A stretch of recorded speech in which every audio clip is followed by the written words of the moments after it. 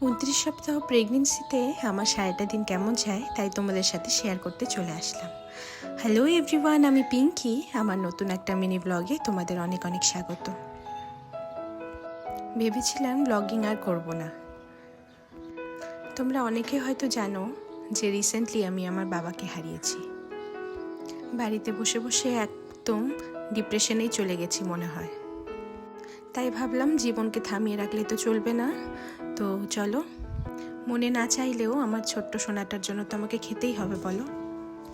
সকালে উঠেই রাতের কিছু ড্রাই ফ্রুটস ভেজানো ছিল, সেটা খেয়ে নিলাম। তারপরে দেখো ব্রেকফাস্টের পালা। তারপর মুড়ি দিয়ে একটুখানি পায়েস দিয়ে খেয়ে নিচ্ছিলাম। মনটা ভালো রাখার জন্য বেলকনিতে দাঁড়িয়ে দাঁড়িয়ে খেয়ে নিচ্ছিলাম। আর এদিকে তো বরমশাই অফিসে যাবে, তো তাই খাওয়ার প্যাক করে দিয়েছিলাম। সমস্ত কিছুটাই শাশুড়ি মাই রান্না করেছে। মেনুতে ছিল মাংস, কাঁকড়া কষা, আর এদিকে কিছু ফল কেটে দিয়েছিলাম। তো এই সমস্ত কিছু প্যাক করে দিয়ে দিলাম। আর এদিকে দেখো বরমশাইও রেডি যাওয়ার জন্য। ও যতক্ষণ থাকে বাড়িটা একটু ভরা ভরা থাকে, আমার মনটাও ভালো লাগে। আর ও চলে গেলে আবার সেই একা। নিজেকে ছোটোখাটো কাজের মধ্যে ব্যস্ত রাখার চেষ্টা করি। তো এই যে দেখো ঘরটা পরিষ্কার করতে চলে এসেছি। আস্তে আস্তে এখন এগুলো সব গুছিয়ে নেব। এই সময়টাতে এতটাই অসুবিধা হয় যে পেট নিয়ে আমি বসতে পারি না বা শুতেও পারি না।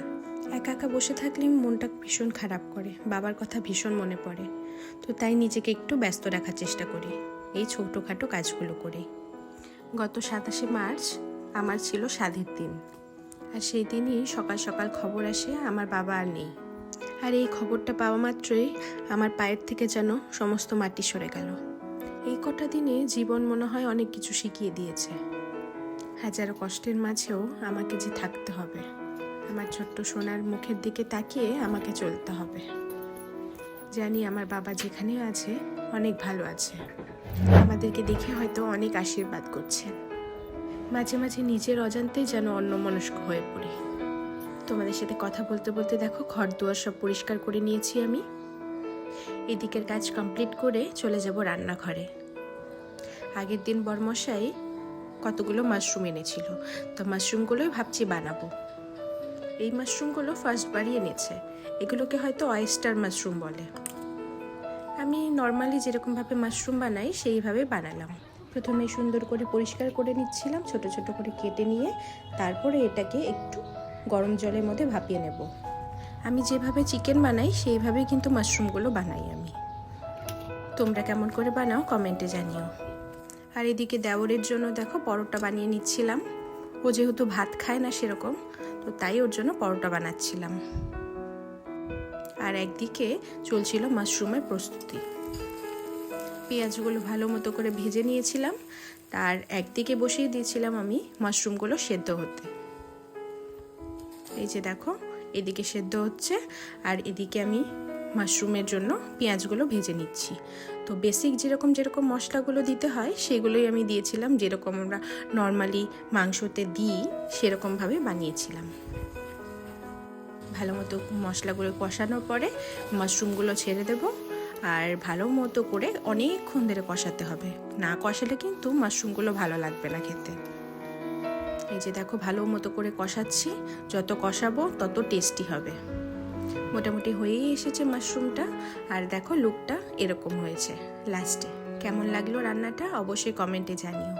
তারপর দুপুরবেলা নিয়ে বসে পড়েছিলাম এই মাশরুম দিয়ে একটুখানি ভাত খাচ্ছিলাম, সেরকম ইচ্ছে করছিল না জন্য। আমার প্রেগনেন্সি জার্নিতে আমি কিন্তু মাংসটা একদমই খেতে পারি না, তো তাই এই মাশরুমটা নিয়েই অল্পটুকু খেয়েছিলাম ভাত। এই যে দেখো জানলার সামনে বসে থালা নিয়ে খেয়ে নিচ্ছিলাম বসে বসে। আর এদিকে তো আজকে নীল ষষ্ঠী ছিল, তো তাই শাশুড়ি মা উপাস করেই আছেন।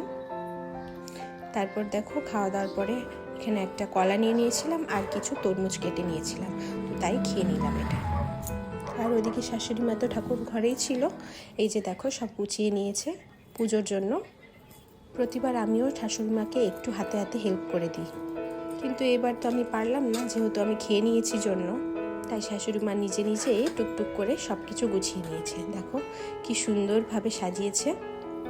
ভগবানের কাছে একটাই প্রার্থনা, যাতে আমার ছোট্ট সোনাটা সুস্থ সবলভাবে পৃথিবীতে আসতে পারে। তারপর রাতে কিছু ভিডিও শ্যুট করতে পারিনি। আর এইদিকে বরমশাই চলে এসেছে আমাকে ভ্যাকসিন লাগানোর জন্য। কেমন লাগলো তোমাদের এই ছোট্ট মিনি ব্লগটি? ভালো লাগলে অবশ্যই পাশে থেকো।